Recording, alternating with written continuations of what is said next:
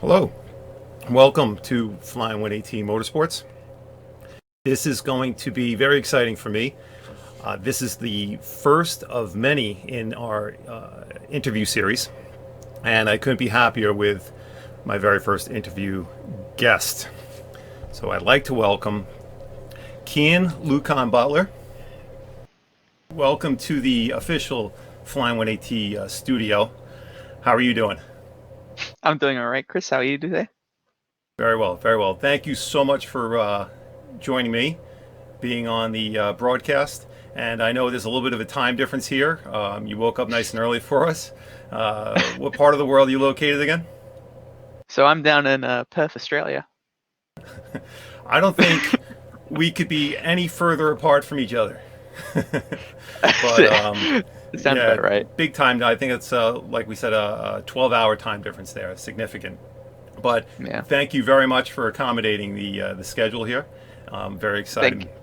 Um, just a quick preface to the discussion, and just so you know, I haven't mentioned this, but every now and then I go through my Twitter followers, and there's 35,000 of them, and it just I go through it and I come across you know people that surprise me every now and then. Like top officials in a racing series like NASCAR or F1. But there's always a constant theme that I'm kind of scrolling through as I'm looking, and I see this guy, and then sim racer, and then I'll see Hmm. this guy, and then sim racer, and then this guy, and then sim racer. There's so many sim racers that follow me, and I try to extract as much news to give back because I'm aware of it, but I didn't know to what extent. And of course, coming across you, I was like, awesome. This is the guy. But otherwise known as the Butler, Cian Butler. You know what? Do me a favor. Let the viewers know a little bit about yourself. Give us a little background. Um, just familiarize everybody with who the Butler is. Sure, definitely. It's a bit of a interesting one, as I'm sure you'll find out in a second. I'm currently 19 years of age. That, of course, will change as I grow up a bit more. I'm an only child, uh, so no siblings. I still live with my parents right now, saving up to eventually move out. Uh, I was born in the United Kingdom in London. My dad is from the United States in New York, and my mom is from Germany. So very mixed bag there. And yeah, I'm currently studying a Bachelor of Motorsport Technology at a university in Perth, Wow. and that's my first year in that right now. And I also, just on the side as a hobby, do freestyle wrestling, which is the type of stuff you see in the Olympics, not the WWE stuff. So Right. just so I should clarify that. That's great. Wow. So you're studying to continue and have and a permanent future in the motorsport industry. Yeah, definitely. Awesome. I I did study for a year jazz guitar, which Oh wow. was very very different avenue of study, but ultimately I fell back in love with motorsport. I always loved it, but I never saw a pathway into it. And then I found the pathway and I was like, let's go for it. Right. Right. Very well rounded. Got a lot going there. That's great. Um, I forgot to mention, just a little side note, as we're going through and discussing, people who are viewing live on Periscope, feel free to throw in any comments and any questions, and we'll definitely try to address as many as possible. Um, so, as you just touched on, a path became available. How were you introduced to sim racing? How did you get into sim racing? What was the first game you started playing that maybe led to competing in sim racing? What was your introduction Mm. to racing? Well, I've always loved the Forza franchise. I didn't get an Xbox One as soon as it came out, so I didn't get one until about a year or two ago. And then when Forza 7 came out, I started playing that again and started getting into that. And ultimately, when I got back onto Forza, I started playing with some streamers, and then one of the streamers, iWicked, was playing with this group of guys called LSCM, and I joined them, and ultimately I just started developing my pace and getting into it. Wow. So you just happen to connect with the right people, it seems. Literally, yeah. That was a good server to get on. Excellent. Right time, right place. Exactly. Hey, that's how it works. That's great. When you say you started to develop your pace, the other people in and just quickly explain LSEM. What is that? And then explain how LSEM helped you develop your pace. Who was it? Was it specifically one person? Was it the collective? How did it work? Sure. So, LSCM is well, right now we're mainly a Forza team. We're trying to develop into other genres like F1, iRacing, Assetto Corsa, but that's a decent grind. But yeah, it stands for Light Speed Endurance Motorsport, uh, and it's a it started off as a group of guys wanting to play together, and it's kind of evolved through there. In terms of developing my pace, it wasn't a single person. It was more along the lines of, "Hey, let's get on. Let's do this race. Let's start pushing myself to see how fast I can go." And I think that was the key difference between me and some other members on the team was that I was constantly pushing, and I reckon within about half a year, I was probably the quickest person on the team at that point. So. Wow. In a half a year. Yeah, I mean it was not an easy half a year. It was Right. in terms of like getting on a lot and just grinding out. I was basically doing any series I could come about. Right. At that point, as you're developing the skill, was the time that you were committing to improving, was the time that you were committing per day kind of increasing? Did you find that you were playing more and more? Um, well, at the start definitely. But then university kicked in. Got to start prioritizing that a little bit. But I did end up still committing at least a couple of hours a day. Not necessarily to like getting on and hot lapping. That's something that I've never really been able or never really been too fond of. But just getting on and practicing with friends and being in a good community to just keep pushing each other. Yeah, that's great. That's great. So Forza was the first game. Oh, it was the first game on the Xbox One. My very first game was I think I'd have to say it was NASCAR Heat 2002 on the original Xbox. Right. uh, it was the only racing game we had on it, so I did Right. enjoy it, and there was a cheat code on it that was well, it allows you to fire cement balls at the front of your car, so that was fun with friends all the time. That's great. Excellent. Excellent. So when you're developing your skill, you're with LSEM, right? And you're getting better. Like, when did you start to realize that you had a talent here that was developing that was going to take you to that next level, that you were no longer going to be able to maybe compete with these guys, that maybe Well, you need to explore the next level? And I'm not saying that LSEM, like you were just demolishing them, but were you comparing the skill to LSEM or other races that LSEM were when you were racing other teams? Like, tell me how that all developed, where you knew that the next step was imminent. the brilliant thing was that as I was developing that pace, the team was evolving alongside it. So the team, we got new drivers, that kind of stuff. But in terms of when I thought that I might have a chance at competing, last year in September, October, I think it was, one of the LMES qualifiers was at the Yas Mariner circuit, and I thought I'd just give it a shot. I did a fair amount of sweating around it, and Right. ultimately I came 11th in the qualifiers round there.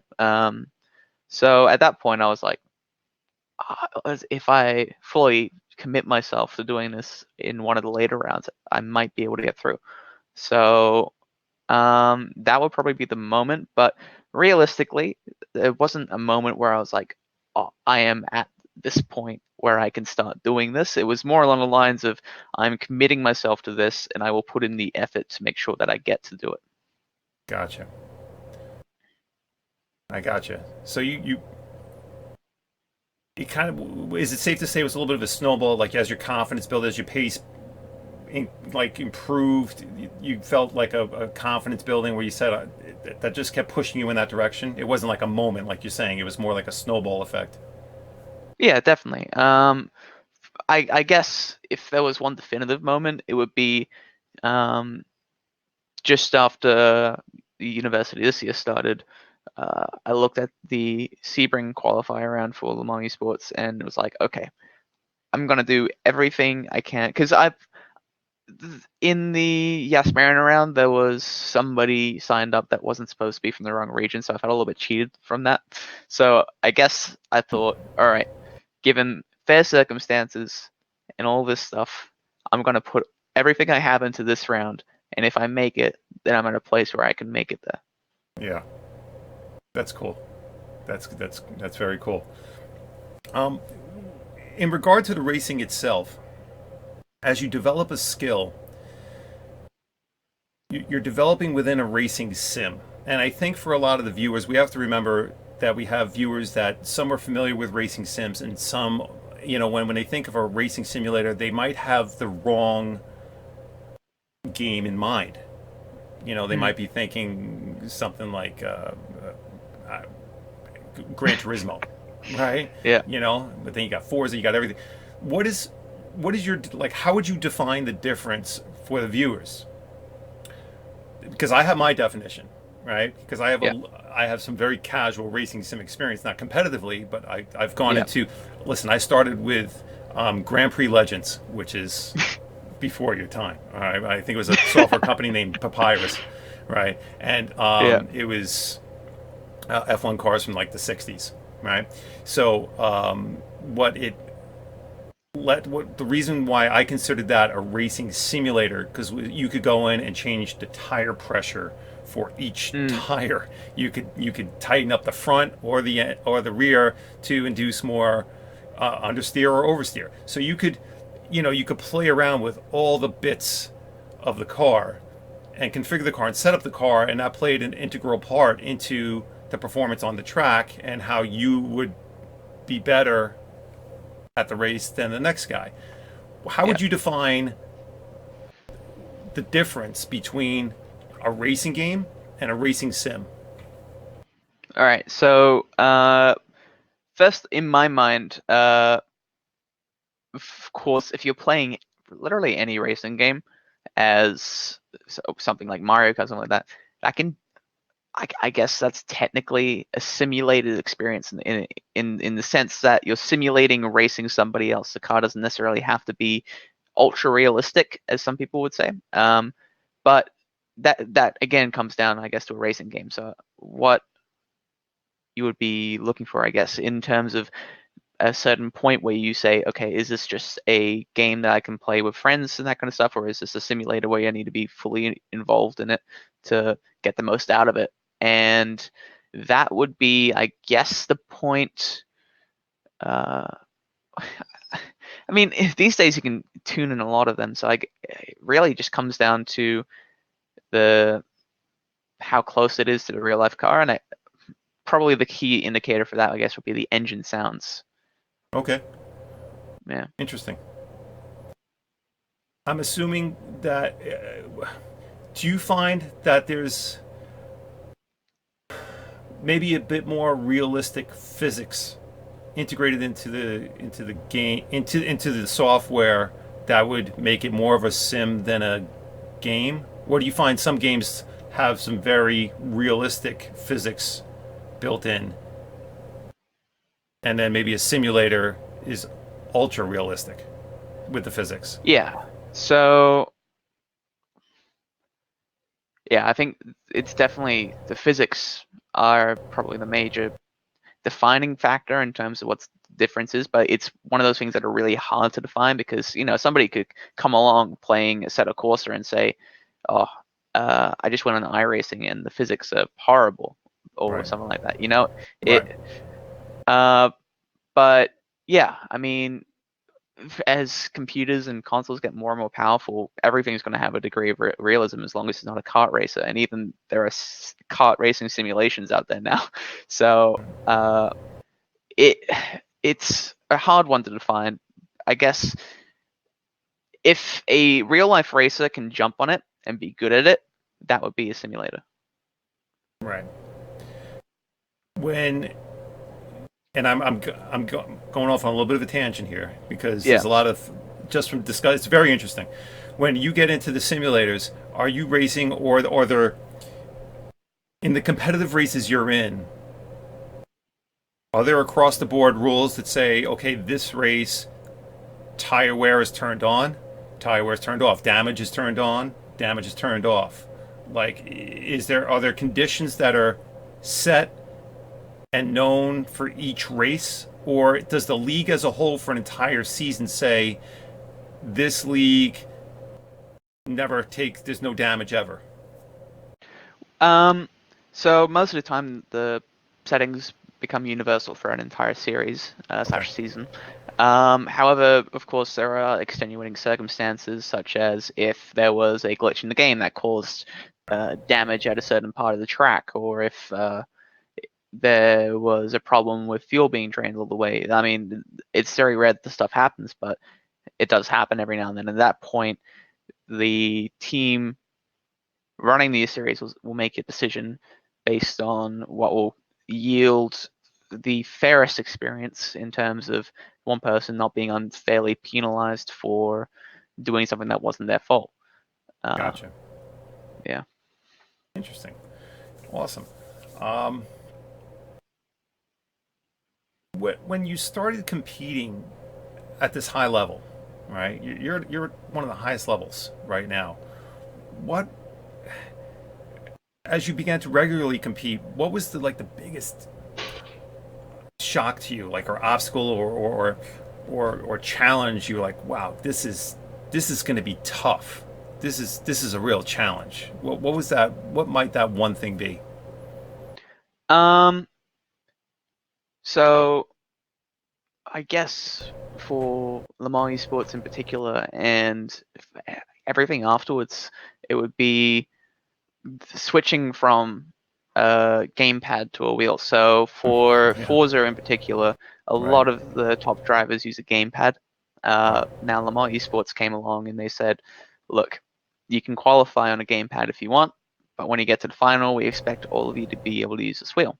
So yeah, so as soon as I qualified, I went straight to the store and bought a wheel and started practicing, and that's really Right. that's really defined the second part of my year, I guess, so far in terms of making that conversion as wholly as possible. Because honestly, I enjoy it so much more, and I've been, I've used the wheel in the past for things like F1 or wherever, just Right. enjoying and having a bit of fun on that. But taking it to a competitive level, there's definitely some advantages and drawbacks that have been the obstacles so far this year.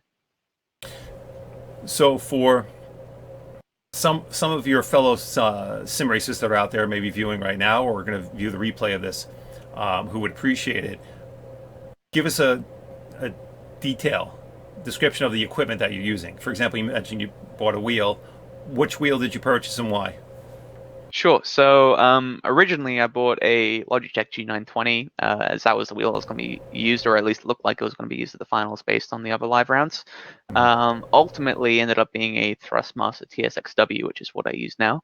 Mm-hmm. It's probably the top end Thrustmaster, so it's a lot of fun to use, and it's really good. I got the T3PA Pro pedals as well, which are the modded ones that allow you to put them upside down. I've run a now, when I originally bought a wheel, I bought it on Facebook Marketplace, and I managed to get it with a wheel stand as well, which was a Next Level Racing wheel stand.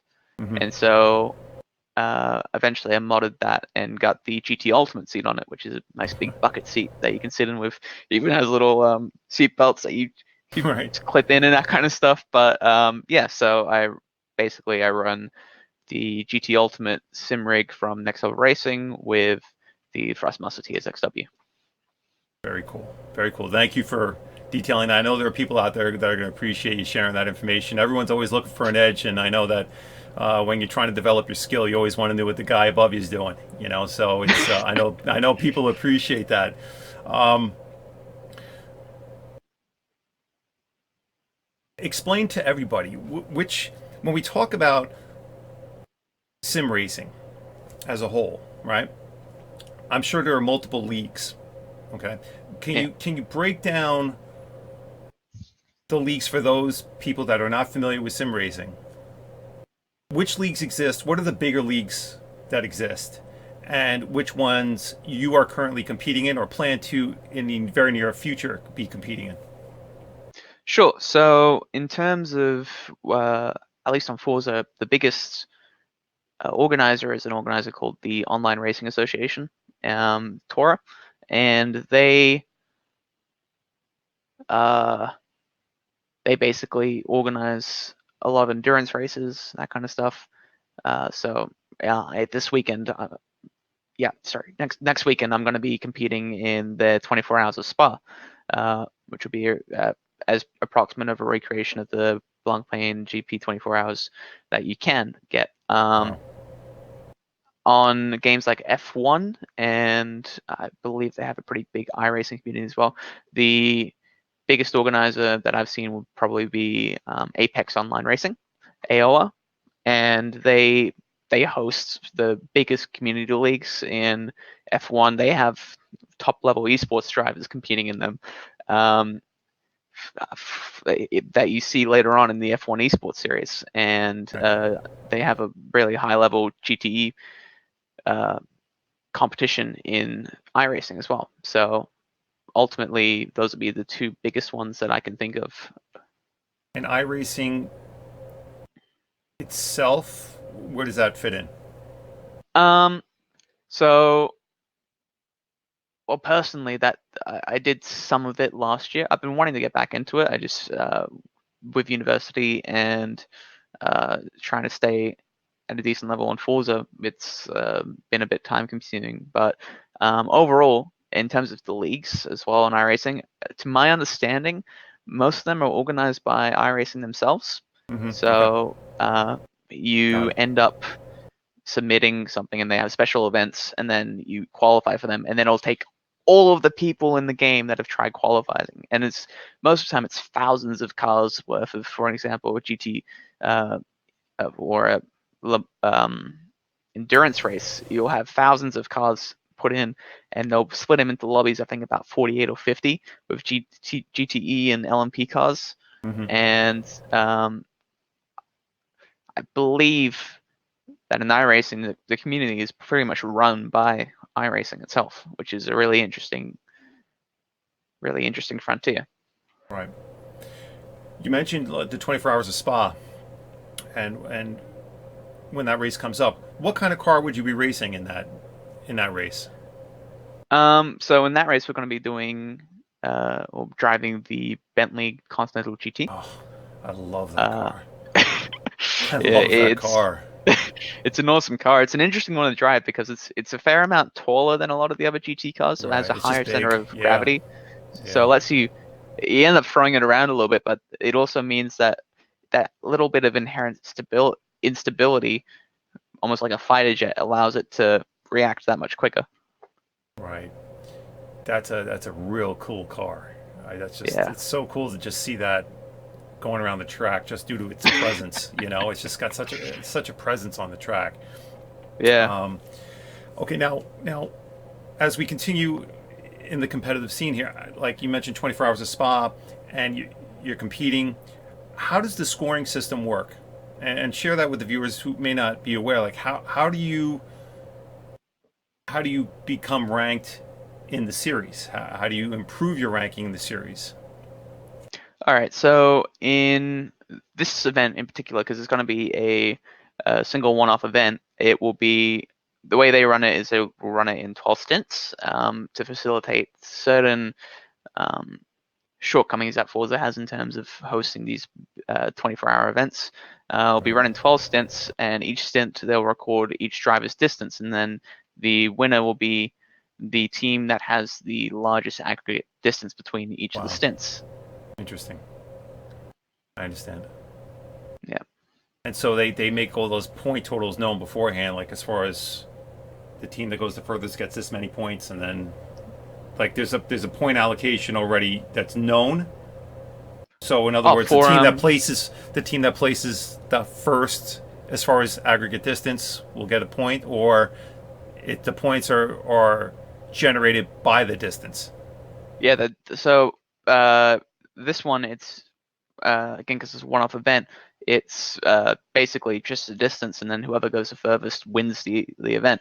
Gotcha. I know that in the series which they normally run, which is the Tour Endurance Championship, which is basically like a mini WEC, that ends up being along the lines of, you know, so many points for a top scorer, so many points less for the next one, and it's generally a good point system. I'm pretty sure they use a linear system, so Right. uh, you know, top scorer gets 50 points, next down gets 48, 46, 44, so on and so forth. Gotcha. Kim, what I'm going to do is I'm going to bring us to the 24-hour Le Mans Super Series highlight reel here that happened on June 14th, just a month and a half ago. And can you please tell us? I mean, this was a big event. I mean, explain to us how you found yourself. Well, you did mention how you practiced for this, with Sebring and so on. But Mm. how did you find this overall experience? I mean, just in the highlight reel here alone, you have Alan McNish, who's one of my personal favorite drivers with his time at Audi, especially all the Le Mans, wins there for him, and of course Fernando Alonso. Yeah. I hope you had an opportunity to shake both of their hands. Oh, sadly I know Fernando Alonso came in during our first race, so we were all busy at the wheel already. Right. And Alan McNish, obviously, would have been a lot of hands to shake, but he gave us a nice inspirational speech to get That's right. us going for the last race, the big one, as I put it, for the event, and ultimately it was really cool. Now, the experience as a whole was absolutely insane. So it was there's a really big difference between doing a 24-hour race at your house in your room, where you can then, do your stint and then go sleep in a really nice warm bed and just shut everything out and actually get a decent night's sleep. If you're doing one of these big events at a LAN, you're doing a 24-hour race, it is such a different experience. Like, Right. we I know that I went through the entire 24 hours with about an hour's worth of sleep in between. Hey.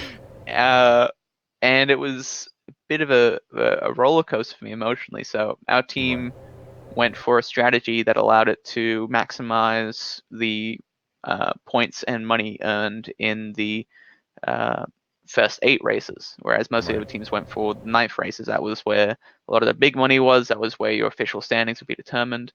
Got it. So first race, Box Noble, no, sorry, Box Robin Becker. He did a lot of the work to get the car over the line. Then I jumped in and last fuel stint and drove it home basically. So that was a really nice feeling, finishing off and Yeah. winning that one. In my next race, I did. Well, I drove. Well, the next big race for me was the Silverstone race with the prototypes, and that was actually a really demoralizing race for myself because I had a fair amount of issues. So in Forza, you can switch it between what they call simulation steering, which is sharper inputs and a lot more direct, and then normal steering, which smooths it out a little bit. Right. I accidentally left mine on normal steering to start off with, whereas I've been practicing with sim steering for the car. So Oh wow. um, it was different to start off with.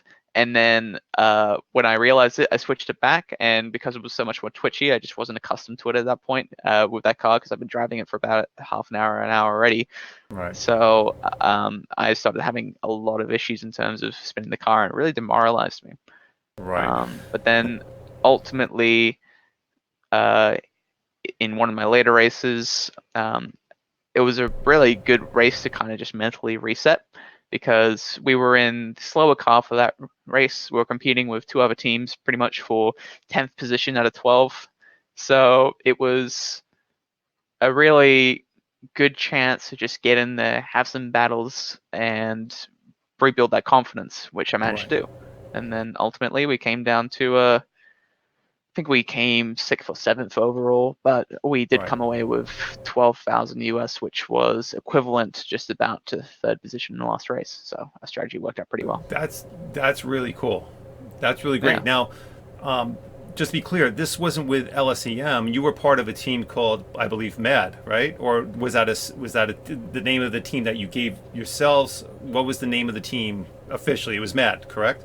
Yeah, it was MAD Mad Motorsport, which was a acronym for Mexico, Australia, and Deutschland, which were the three countries that we came from. So, of course, my teammate Mariano, he was from Mexico. Robin was from Germany, and I was from Australia. So we Right. came up with that name that way. Uh, I have on the screen here the official LeMans.org website that outlines the Mad Motorsports team, which is, as you just mentioned, Robin, Mariano, and yourself. Cool guys to be racing with. Nice guys. Everyone was. You guys made a good team. Yeah, they were really awesome to be around. Robin is massively experienced, as evidenced by the fact that he's a Red Bull Racing Esports sim driver. So, uh, and Mariano, it was his first time in a live event internationally as well. So it was a really cool experience to be not only next to somebody who was in the same boat as I was in terms of being their first event, but also in terms of having someone so much more experienced than us. And he was still so nice. Everyone was so nice, and we just really meshed well as a team. That's great.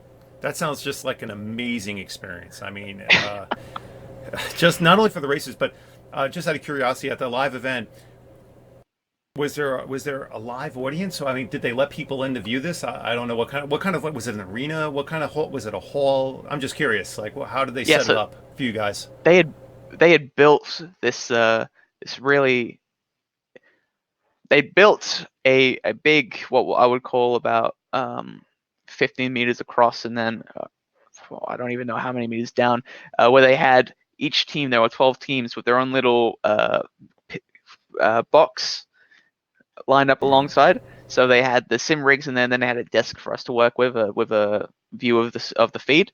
Right. And so they had all them setups with the logos lit up in the background for each of the teams, each of our names and nationalities and That's gamer awesome. tags up on the walls alongside. Wow. And they had the commentators up at the very end along both sides, and they were watching it. They had a big screen above, and people were free to walk in and out as it went on. So the first race was pretty jam packed, and then as it went on, it tilted out to the point where we were in the middle of the night. So of course there were only two or three people there watching. And then the last race, once again, it was absolutely packed. Like you could barely walk in the arena, and it was Wow. insane. Wow. What an experience. Yeah. That's very very cool. That's very cool. I don't know how you can top that, but I mean, we are in the beginning of August, right? You have an experience like that. You're right in the middle of the year. How do you top that? What are the plans for the rest of the year? Where do you go from there with 2019? Like, what are your goals for 2019?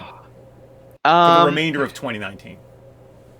I It's I tough, right? honestly, I'm a little. It is tough. I guess we're supposed to be getting information on the Series 2 of Le Mans Esports this month, along with the Forza Racing Championship. I'm personally not going to be competing in FRC just because it's once again, I think it's going to be a pad-based affair. I've absolutely destroyed my pace in the pad at this point, so uh, still redeveloping on the wheel. I guess the only way to top it would be to try and go to Le Mans with LSCM. Submit a team with us and then fight out through that the entire season and see if Right. we can make it through that way. Um, Otherwise, probably be the start either branching out in different games and seeing if I can do that, or Right. uh, go karting and just spend a nice 5 years trying to get good at that. Cool stuff, man. Cool. Well, that kind of segues into the next question I was thinking of for you, which is what is like that 3 year plan for yourself? You've accomplished um, so much in such a short period of time. I feel like asking you what's your 6 month plan. I mean, you've just been soaring, but what's do you have like a 3 year plan, a 5 year plan? Like, Mm. tell me what's on the plate. So, um, of course, I'm going to keep doing sim racing because that's a lot of fun and it's a good way to get a little bit of exposure, but more so just to be around like-minded people. 3 year plan, finish university, get my degree in uh, motorsport technology, and hopefully find a job in a motorsport team. I do want to start karting as well. Originally, my plan was to be doing that in June, July, but I kind of underestimated how much university would decrease my money making ability. So it's nice to have that money now from Lamar Esports, but still got a little bit of ways to go. So Right. 6 month plan, I would probably around Christmas time try and start getting a go kart, start looking at that, That's great. and then that plays into the 3 5 year plan, which is start karting. I know I'm a bit late to the game, but give it a shot and see if I can eventually develop that into a real life drive. Awesome. Very cool. Um, I think as we start to wind things down here, I know that there are people out there, like I said, there's a lot of sim racers out there, a lot. And they're probably looking at you like they want to know who was like, was there anyone you looked up to as you developing your pace? Is there anyone you looked up to kind of learn from, or did you go to pull up videos and just study other sim racers, or were you just watching what other real racers were doing? Like, who was your inspiration to that kept pushing you? That someone who kept inspiring you? Well, I've got to say, first, a big thanks to the team because they were behind me the whole way and they were really good at helping me out there. There were a couple of guys that I talked to. I'll give them a quick shout out. AMR Lawrence and Boost Syndicate. They're known in the Forza community and they really highly well paced. And I've been kind of looking up to them, and they're still quicker than me. So I'm still pushing to try and get up to their level. And I've got to say, I love German drivers. So looking at real life sports, it would be Sebastian Vettel, who's kind of, I look up to and is one of my favorite drivers. But in the Forza community, and just in terms of people going around, it had to have been Robin, Box, and having the experience to meet him and Wow, work alongside him, that was really awesome. wow, that makes it all that much more special during Yeah. that time there at Le Mans. Wow, that's incredible. Um, who's been your personally who's been your biggest supporter? Who's immediately Uh, around you? Like who's your biggest supporter through this journey? well, definitely it was uh, as soon as they kind of realized it, my parents. So uh, start, I'd always enjoyed playing racing games, and I've always enjoyed video games. My mother has always kind of been the typical, you're playing too many video games. You got to start doing something else. And one day, I think it was my birthday this year, my friends were like, actually, he's really good. He's on the verge of being able to earn a bit of money out of it. And my mom was Right, like, right. uh, what? To be fair though, on her, because of that kind of stuff, I'd kind of kept that side of it a bit more private. So it's been Right. really nice and really rewarding, kind of just to open it all up and share it all with them That's great. as I go along with them, and then to be fully supportive of it. That's great. I think to wrap up, what advice would you provide to both kids that are aspiring to become competitive sim racers, and advice you'd give to the skeptical parents that may doubt the benefits of their kids wanting to become competitive sim racers? Because there's a commitment there. Yeah, definitely. So the first advice I would give to anyone looking to try and make it somewhere, either in sim racing or in real world through sim racing, would be to just be perseverant. Uh, when I qualified for Le Mans at Sebring, it was pretty much because I had sat down and for 2 weeks I'd done nothing except drive that car around that track, whether it was with friends or whether it was in a hot lapping session. I think I did somewhere around 1,500 laps for that event in preparation. So really just being able to sit down, set yourself a goal, and do everything you need to in order to achieve it is the biggest thing that you should be able to focus on as a sim racer. For any Yeah. parents watching and thinking that, or maybe be a little bit skeptical, I would say, you know, these days the world's gone crazy. I mean, so many things that you would look at and would think it's just a waste of time have turned into so many beautiful and amazing things in the world in terms of, you have the world's fastest gamer competition going on right now, which gives somebody a 1 year drive with a real life GTE car. I Yeah, mean, that's amazing. stuff like that is absolutely crazy. And really, it's only going to get bigger, and the Yeah. opportunities will all be there in the next 5 years or so. Would you agree that the world Fortnite tournament that just concluded a week ago with Bugo winning $3 million, you don't have to be a Fortnite fan to appreciate the impact that a game has Yeah. on just the mainstream media. Main media outlets were picking this up. It was in every publication. It was in all over the web. It exploded on the news front, and it can only assist in pushing and supporting other sports forward, bringing other sports forward. How do you feel about that?